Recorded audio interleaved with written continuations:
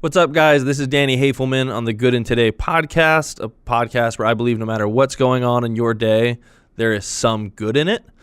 Today, solo episode. I want to be short. I want to be sweet. I want to talk about why I don't think life is ever really in your control.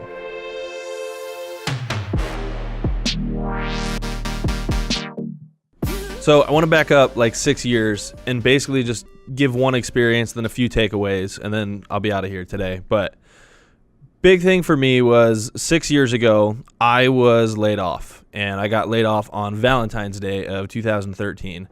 And it's been one of the best things that has ever happened to me. And I didn't feel that at the time, and I definitely didn't always take it with grace. But here's the way that played out for me. I woke up Monday morning after having worked night shift on Sunday, saw everyone else in the plant basically posting on Facebook that the plant was shutting down in 60 days. I had no intention of ever leaving that plant. My goal in life was to be one of the top people at that plant, let my wife continue to grow in her job, and let us build right in our comfy little town that we'd been in for the last 10 years. That didn't go according to plan whatsoever, because obviously they announced the plant is shutting down. For me, that really, at first I was scared, then I was angry, and then it was, all right, what next? Now what do I do? So I basically learned that, crap just happens. And you don't know when someone's going to pass away. You don't know if your job's going to exist tomorrow. You don't know if your car's going to start. There's lots of things in life that you're not in control of. Things are just going to happen. I'm not someone who believes anymore in the fact that everything has a purpose. I think there are just too many screwed up things that happen in the world for everything to have a purpose.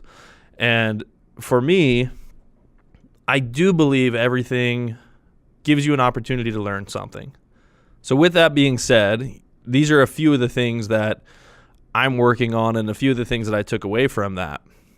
The first one was the world's just going to freaking push you out of your comfort zone. Every time you think you have a plan and everything's working good, something's going to happen. For me, it was being laid off from my job that I was comfortable in. I'd been there almost 5 years. I was in leadership. And it was basically just saying all right, go do something new. And not only did it push me out of, that job. We had to leave the state because what I wanted to go do next took me out of the state. It took me away from where we had babysitters. It took my wife out of her job. It did all the things that were secure. It just threw them out the window.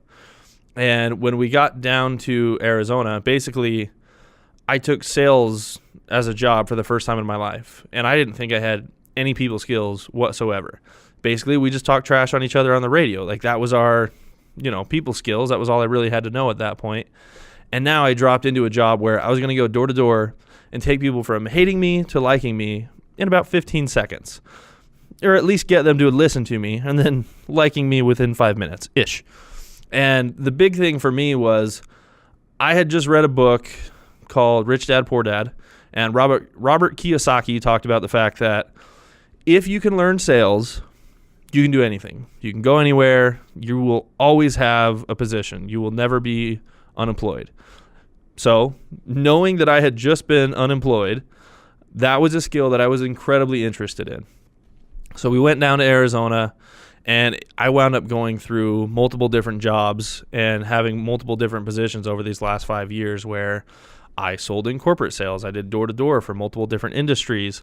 I got to help be a part of coaching people. I got to be a part of building teams. I got to be a part of amazing trainings and things like that. And really, beyond just knowing sales, what it did was it proved to Brianne and I that we can do anything. We went through the hard thing, and it pushed us to go do things completely on our own with no support. We still did them. They worked out.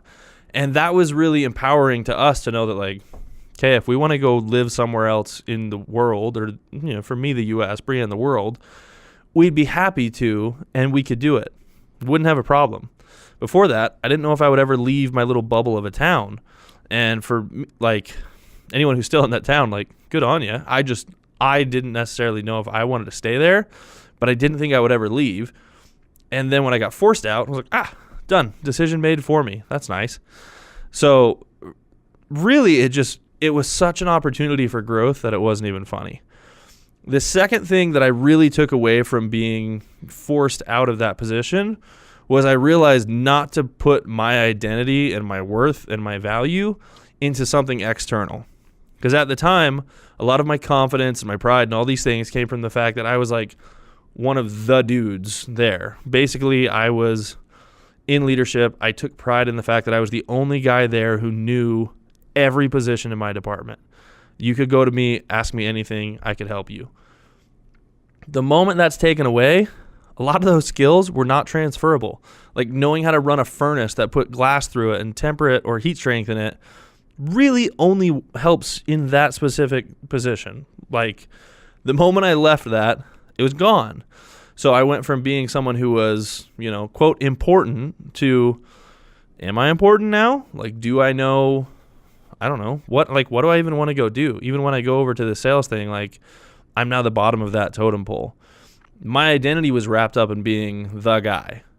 And then when that was taken away from me, it kind of pushed me into some dark places, and I had to realize that. And I really didn't even realize that was one of my things until a year or two ago, when I had to look back and say, okay, what were some of the things that helped me to like spiral into some of my dark places?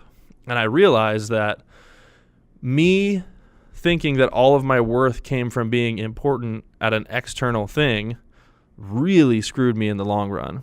So I encourage you, like, I don't know. Well, let me back up. So it makes me think of a exercise I did when I went to a Tony Robbins event one time. And I'll butcher the exercise because I don't really remember the exercise. I just remember my takeaway from it. So I recommend you actually go to a Tony Robbins event. They're pretty awesome. And there's a lot you'll take away from it. But essentially, he had you rank yourself of, like, what did you think of yourself? And ranking 1 to 10. And basically, are you happy? Do you like yourself? Whatever. And then he said, okay, now let's take away your titles. You no longer get to identify as a mother or a father. You're not identifying as the boss. You're not taking your external validation as the guy with money. Now you're just you. Now how much do you like you? And like, if you weren't happy with yourself just being you and you needed all the external validations, you realize you had some work to do. And I think that for me was a really big game changer in how I viewed myself and how I view, what I do as a job, because now I look at what I do and I'm so freaking grateful to be where I am. Like all the things I've done, the action I took kind of led me down a path of one job to the next. But now I'm at a job and I don't identify as, who I am in this job. I'm still just me. Like wherever I go from here, the confidence I have in what I do, like all these things, like they're just because I now identify as like a hardworking person who can learn. That's me. You can't take that away. If this job went away tomorrow, you cannot take that away. So I know I will always be able to adapt. I know I'll always be able to keep moving forward. Like that's what my identity is wrapped up in right now. And I'm working hard to continue to build that. But I always want to be able to build it based on me, nothing else. All other external factors don't matter at this point. And I think that's one of the most important things that I really took away from this entire thing. And that's what I encourage you to look at is like, if you stripped away being a mom and you stripped away, being that, all those titles, do you still like you? Like, are you happy with you? And I think you should be. And I think you need to learn to get there yourself. And to kind of wrap this back, it's just one of those where I look back and say, am I in control of my life? Kind of. Am I in control of the world and how, like, what happens to me? No. I can only control how I react to things. How is my attitude when I am given bad news? How is my attitude when I'm actually talking with people? And, like, how do I treat them?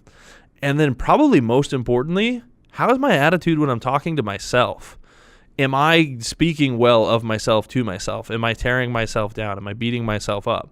The words we say to ourselves are so freaking important. I can't even explain it. Like it's, I'll have more people on. They'll explain it. But for me personally, it's just one of those things that it's taken a really long time to learn that how I react to things and in how I speak to myself in that reaction is probably the most important determining factor in how I'm going to succeed moving forward. And with that, I just want to say I appreciate you guys and I thank you. Next week we should have on another guest and we'll go into more of that kind of thing, and I'll be announcing it moving forward. Also, if you guys don't know, there is actually a Facebook group called The Good in Today, and it's not just this podcast stuff. It's mainly just good news being shared in there. Any, military homecomings, puppies, happy things. I didn't want a negative feed anymore, so I kind of created my own, and now people just share happy things in there.